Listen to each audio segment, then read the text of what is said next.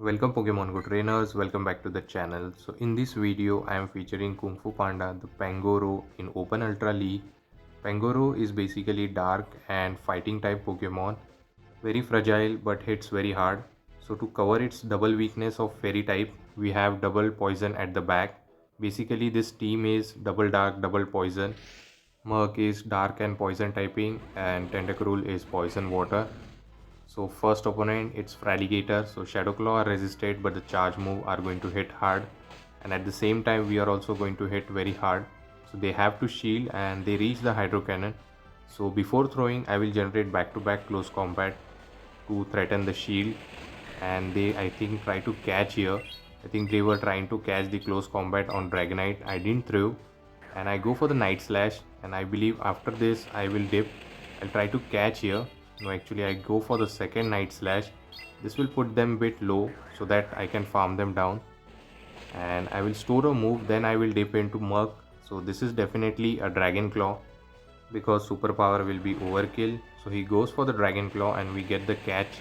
Hopefully we can farm them down with the poison jab itself, but at the last moment he reaches his move. This could be a superpower, but I'm not going to shield. I have to save a shield for Pangoro. But they throw the Dragon Claw and I was able to farm them down and store energy. And here I did a mistake. Actually I blind threw the Dark Pulse. That is fine. It's a Moltres dark typing. It is not very effective.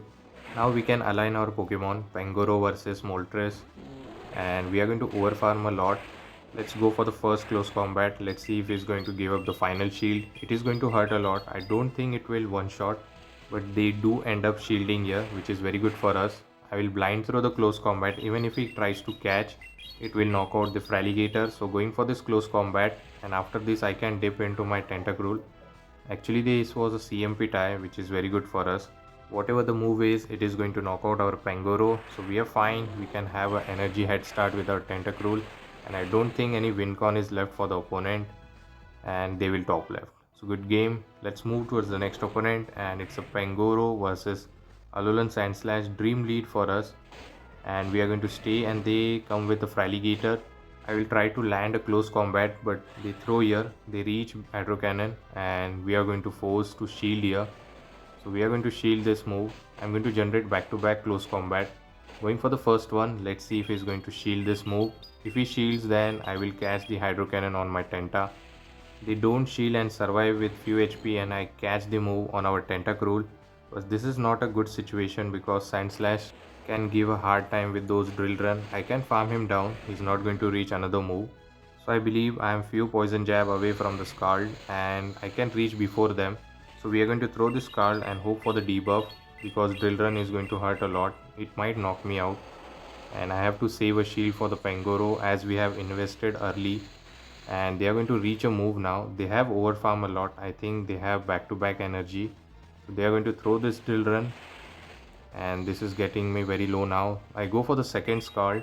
This might grab the shield, which will be very good for us. And I cannot come with Alolan Muk. I am forced to come with Pangoro after this. So a little bit of lag over here, and they shield. Now I will come with Pangoro and force them to give up the final shield. I will throw this Night Slash. They might think I am going for the close combat, and they will shield here, and yes, they do shield. And this is the CMP tie. Definitely we are going to shield up. Let's see what the final Pokemon is. And it's a Ice Punch. Hopefully we can reach Night Slash, and we reach. So this is going to knock out the Sand Slash, and let's see what the final Pokemon is. And here comes the final Pokemon, which is dark typing. I think it's a Mandibuzz. So I think one Aerial Ace won't be enough to knock out, so I'm going to overfarm a lot before throwing. I will generate back-to-back close combat, which will do heavy damage. Pangoro got very low on health, but that is fine. We resist fast move. I have generated back-to-back, and he has generated Aerial Ace now. The next move will be definitely a CMP tie. They are forced to throw, otherwise I will reach another close, and this was a CMP tie on Aerial Ace. So this close combat is going to get them very low, and this is easy win for us because we have very healthy Alolan Muk which can handle the situation. So now we are going to come with Muk and poison jab them down, but before that they are going to resign the match. Good game to my opponent. We won this match. Let's move towards the next opponent. Let's see what the next opponent has for us. And it's a Pangoro versus Clefable. Very bad lead. So I'm going to safe switch into Alolan Mug and they dip into a very thick Pokemon which is Licky Licky.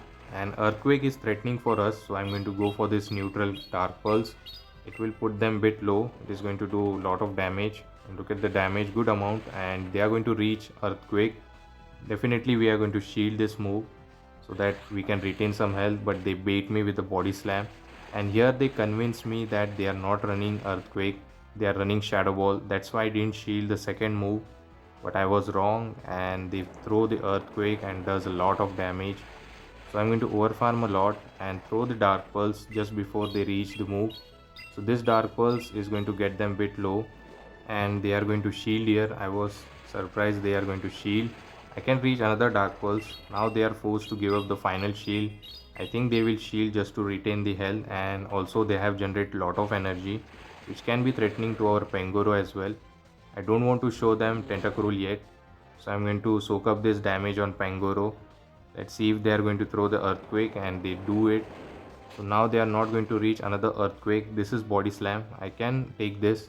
Also I need a shield for our Tentacruel. So they are going to throw the Body Slam.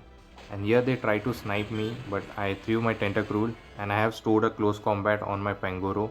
So they are going to throw Moonblast or maybe a Swift. And it's a Swift. It doesn't do that much, but I have to load up on energy to just get ready for the another move. And they are going to throw another Swift because Moonblast is resisted. So they go for the Swift spams and they reach another one. This is annoying. Now it is getting me very low and I have to save a shield just to check what the final Pokemon is. So I committed to farm down and opponent realized I'm going to just farm them down. So I will shield this just to retain the health on Tentacruel because I have 100 energy on him. So here comes the Leaky Leaky. I thought I can farm down and I was wrong. He reaches another Body Slam. Now we have whole lot of energy but no health left on our either of the Pokemon. So he's going to definitely come with Clefable and force me to throw the energy. And let's see what he's going to do. And he comes with Clefable. I'm forced to throw here because he might reach another Swift. So I'm going to throw this card. This is going to knock out the Clefable and the final Pokemon is Steelix. And here I was confused whether I can put him in a range where one close combat is enough. So I threw this card and this is going to do a super effective damage. At the same time it will lower the attack. Now he has an energy, so I threw my close combat. So I thought I'm going to secure the win, but unfortunately I was wrong and he survived with 1 HP in a dream. And this resisted Psychic Fang is going to be enough to knock out the Pangoro and they will secure the win. So I made it very close, so that is fine. Let's move towards the next opponent. Let's see what the next opponent has for us. And it's a Pangoro versus Moltres. So we are going to stay here and we'll spam out those close combat. And they are going to go for the Brave Bird, I believe. So I have to shield very carefully. They might bait me. So this is enough for the Brave Bird. I'm going to respect the damage, otherwise it will one-shot me. And they go for the Ancient Power bait, which is very bad. I have back-to-back close combat which is threatening for the Moltres. They might have to shield once. So they don't shield first one. Here I change my mind and dip into Alolan Mug and they come with Leaky Leaky again. So it's very annoying Pokemon. So going for this Dark Pulse to do some neutral damage. This time even if they go for the Earthquake, I'm not going to shield because I want a shield for my Pangoro. So they have reached the Earthquake. I'm not going to shield, I have decided. So definitely we are not going to shield as we decided. So this Earthquake took a lot of the damage. And now we can reach another Dark Pulse. This will put them bit low. Later I can come with Pangoro and farm them down. So going for this Dark Pulse, this puts them into deep red health and they are going to throw energy here. This could be a Body Slam because Earthquake will be overkill. So they are going to throw actually Shadow Ball. They are not running Body Slam. So here I got bit nervous and threw my Night Slash. Actually I could have farmed them down. That is fine. Let's see what we can do here. And this Night Slash, they don't shield. And they come with Clefable. So I store a move, then come with Tentacruel. So my win con is just to shield this Brave Bird. Even if they are baiting, they are not going to reach another Brave Bird. So I'm going to shield here. They go for the Brave Bird and we are going to farm them down. So I have stored a close combat. Hopefully we can close combat a fairy typing. And I put Clefable very low. So I'm going to go for the Scald spams. And they are going to give up the shields now. So opponent is putting up a fight. He's going to throw a move. This could be a Swift. Let's see what he's going to run. and he goes for the Moon Blast. This is fine, we can reach another Scald before they reach Moon Blast. And going for the Scald, this will grab the final shield, and hopefully we can put them in a range where one close combat should be enough. And they didn't get the debuff actually, so they are going to reach another move. And let's see if we can reach another Scald. Opponent goes for another Moon Blast, putting me very low, and now I can reach Scald and they just top left. So good game, and let's move towards the final match of this video. Let's see what Pangoro faces now, and he faces a bad lead Pidgeot. So we are going to do one Karate Chop and then we will throw a Murk. My plan is to throw a Dark Pulse on the CMP tie of Brave Bird, and I will throw it, and this is definitely a Brave Bird. This is not going to be enough to knock out. It will get me very low, and it is a Brave Bird, which is very good. Now we can go for the Dark Pulse, and with this matchup I want shield advantage, so this Dark Pulse helps me with that, and they give up the first shield, which is very good. Now we can just do Poison Jab. We are not going to reach another move, so we are going to wait for the switch timer, and definitely we are going to come with Tentacruel. So Pidgeot is half health, so to clear the debuff they dip into Ampharos. So my switch timer is going to get up, so I try to catch here. Hopefully I caught the Thunder Punch, which will be very good. Let's see what I caught, and they are running Trailblaze actually, maybe Trailblaze and Brutal Swing. So I'm going to overfarm a lot and go for the Night Slash bait, and they might think that this is close combat, so they are forced to shield. Let's see what they are going to do, and they give up the shield, which is very good. Now we will definitely shield here because we want to get rid of this Ampharos, because Tentacruel doesn't want to face it. So now this close combat is going to one-shot the Ampharos, over farming a bit just to burn the switch timer, and this close combat knocks out the Ampharos, and my switch timer is up now, so we can dip into Tentacruel immediately. So going to come with Tentacruel, and I will throw the Scald immediately. This knocks out, and they wasted lot of energy. Now let's see what the final Pokemon is. So the final Pokemon is Steelix. Now it's time for revenge.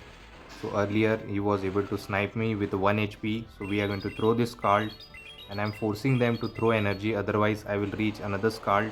So this is super effective damage, and I have a shield advantage, and my switch timer is going to get up now. So he's going to throw, I believe, Psychic Fang. This could be Earthquake, but I decided to call, and it was a good call. It was a Psychic Fang. So going for the second Scald, this will do super effective and it will get them very low. So my switch timer is up. Now it's time for a revenge.